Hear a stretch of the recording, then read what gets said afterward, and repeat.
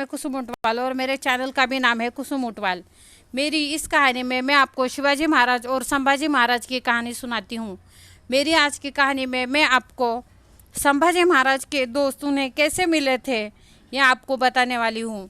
अगर मेरी वीडियो आज की पसंद आ जाए तो लाइक, शेयर, कमेंट, सब्सक्राइब ज़रूर कीजिए और बेल आइकन को भी दबाएं। तो चलो स्टार्ट करते हैं। राज्याभिषेक के बाद शिवाजी महाराज पहली ही बार बाहर जाने वाले थे, कर्नाटक की मुहिम पर। कर्नाटक की मुहिम पर जाने की तैयारी बड़े ही जोरों शोरों से चल रही थी। 40,000 पायदल और 20,000 घोड़े दल शिवाजी राजा संभाजी राजा मुहिम पर जाने वाले थे। बड़े महाराज के सवाल बहुत थे। संभाजी महाराज सूरज निकलने से भी पहले उनकी तैयारी में उनके ठिकाने पर वो जाकर बैठा करते थे, पर उनसे भी पहले उनके कुछ ईमानदार से रायप्पा उनकी राह देखता हुआ वहां बैठा करता था। वैसे ही अगर रात को संभाजी महाराज को आने में अगर देर हो जाए तो येसुबाई और दुर्गाबाई उनकी आंखें उनकी राह तकती रहती थी। संभाजी राजा एक जानते राजा और कर्तव्यवान राजा बन चुके थे। बड़े महाराज से जो भी जवाबदारी उन्हें मिलती थी वो जवाबदारी बड़ी ही कुशलता से निभाया करते थे। जोखिम और जवाबदारी दोनों ही निभाने में अब वो निपुण बन चुके थे। पुत्र का सुख क्या होता है ये अब शिवाजी महाराज जान चुके थे।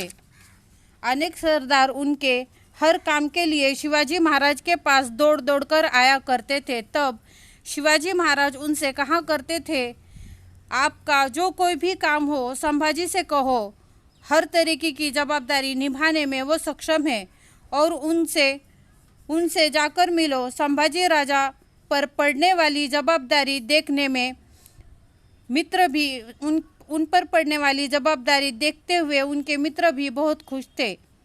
संभाजी राजा की तैयारी में किसी भी तरीके की कमी ना पड़े, इसलिए शिवाजी महाराज ने बालाजी चिटनीस को सूचना दी थी कि उनके हर सवाल पर ज़्यादा से ज़्यादा ध्यान दे।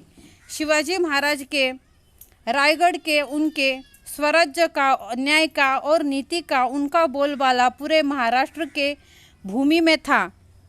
राज्य अभिषेक के बाद शिवाजी महाराज के बाजू में बैठे हुए सुंदर युवराज को तो पूरे महाराष्ट्र ने ही देखा था।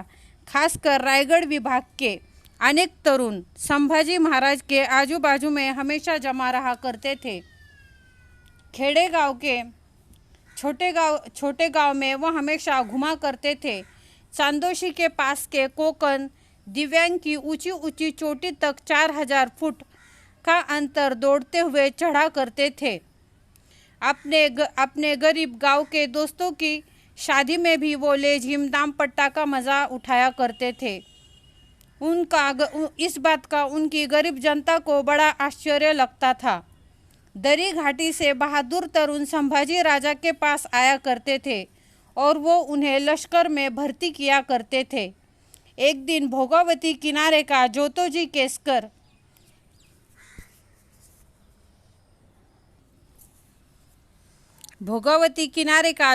केसकर कोल्हापुर से चलता हुआ आया। उसने शिवाजी महाराज का पुत्र कैसा है ये देखना था। देखने के लिए वो आया था।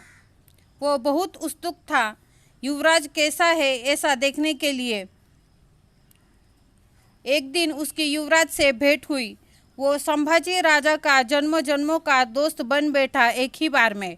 संभाजी राजा जंगल में शिकार करने के लिए गए, तब उनके हाथों से एक जंगली सूअर निकल गया। तब रायप्पा ने कूदकर उसे पकड़ लिया और वो तब से उनकी सेवा में आया और जन्म भर का उनका सेवक बन गया, सच्चा सेवक और सच्चा दोस्त बन गया। उनके सभी दोस्त उनके ही उम्र के थे। बस कवि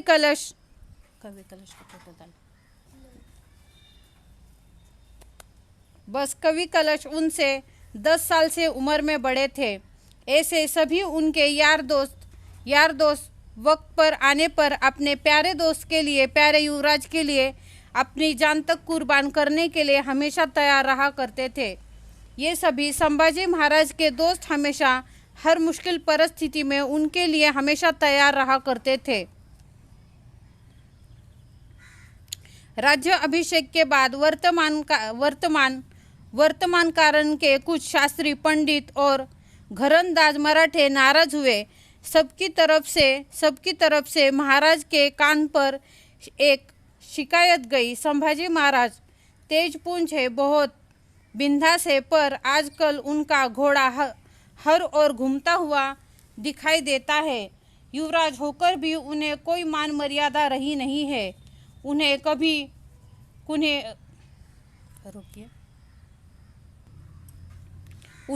भी बाड़े, रास्ते में से, पहाड़, जंगलों में से भटकते हुए वो रहते हैं। महार, मांग, कोड़ी, कोष्टी, धनगर, हटकरी ऐसे हल्के लोगों के साथ दिन भर वो भटकते रहते हैं।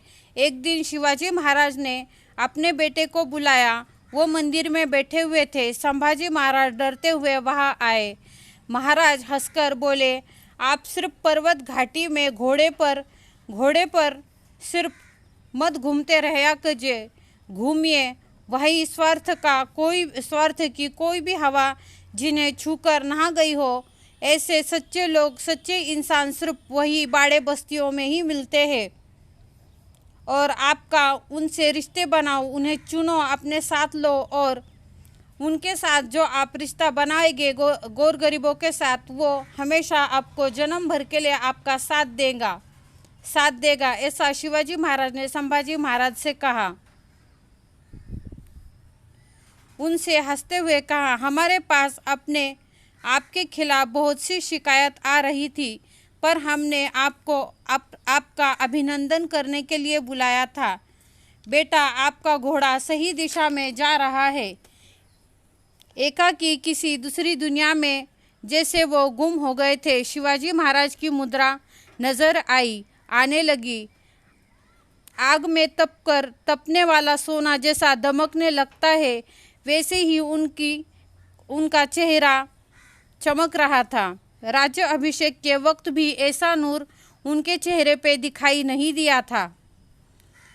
संभाजी राजा का हाथ अपने हाथ में लेकर शिवाजी राजा भावुक होकर बोले, बेटा शंभू, महाराष्ट्र यानी केवल मराठों का राज्य नहीं, महाराष्ट्र यानी देवा ब्राह्मणों का राष्ट्र नहीं, महाराष्ट्र यानी महारांचे राष्ट्र, कष्ट करने वालों का राष्ट्र, महारों का राष्ट्र, कष्ट करने वालों का राष्ट्र। यहाँ के गढ़ किले का एक एक दरार बनाते हुए छीनी से खेलते वक्त अपनी उंगली छिंदवाने वाले का राष्ट्र, बलिदान जिसने किया उनका सबका राष्ट्र यानी महाराष्ट्र। धन्यवाद।